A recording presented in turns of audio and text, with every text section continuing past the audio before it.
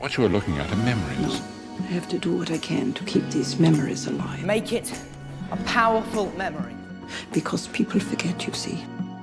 So I have a terrible memory. I have a terrible memory for terrible things. The memories of fights, slights, and catastrophes somehow are just ejected from my brain, and I walk around in a blissful state of unawareness. I'm just kidding. That's a slight exaggeration. But it means that I do forgive very quickly. My brain just does it by default. It's pretty sweet, right? Well, there's a reason. First, we have to learn a little bit more about memories. Now, this is still a developing science, so what I'm about to say might be irrelevant in a few years, but let's just give this a whirl.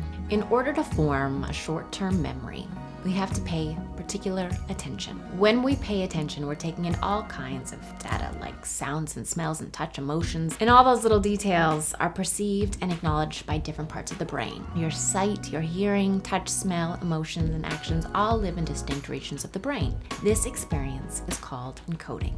The brain creates neurological links from each cortex into a single unique pattern, like a constellation. This is called consolidation. Now, if this short-term memory, this pattern of activity, has any meaning to you, then this choreography of all the neurons firing in that exact particular unique way gets filed away in your brain as a long-term memory. Your brain has to change, quite literally, in order to make a long-term memory. The things that are stored in our episodic memory, like the highlight reel of our lives, exist there because they fill a particular criteria. They need to be meaningful and evoke emotion or surprise. You remember your first kiss, but maybe not your 10th. Sounds like a lot of work to create a long-term memory, right? It is. On average, most people only hold on to 8 to 10 memories per year, and it's a strain to retrieve those memories. But even these long-term memories, after all that effort, can be physiologically erased. Recent studies have found that if the various specific synapses involved in a memory aren't activated,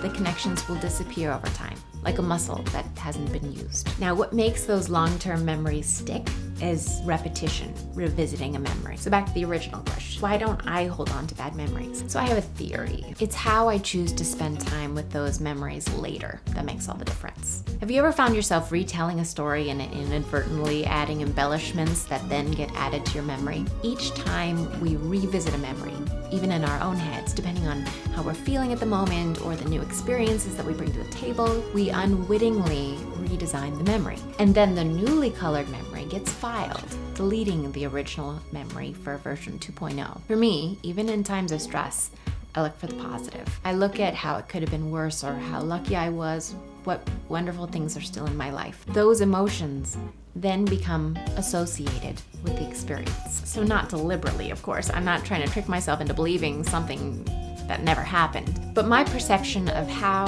it impacted me and the role that it plays in my life is generally positive because of my habit to look on the bright side. So let's turn to today. We have been over 2 years now in a pandemic. When you ask the average person, how are you? There's generally a long pause followed by a, okay, all things considered. Believe it or not, despite the pandemic and all the world events surrounding it, a lot of good happened. But unless you choose to remind yourself of the good, to keep it towards the forefront in the memory of the past, you can easily lose these details. So my family and I took a look at the photos that we've collected from the past 2 years, and we started to notice a trend. Our photos were filled with ridiculous, silly, absurd, miraculous moments from the past 2 years. So remember how I said the average person only holds on to 8 to 10 memories per year?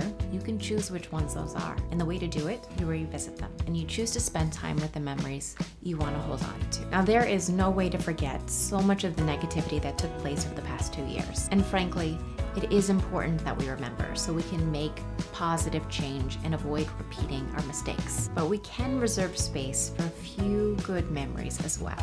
So if you want to learn more ways to improve your happiness, please check out my video on scarcity or check out my video on how to have the best ever.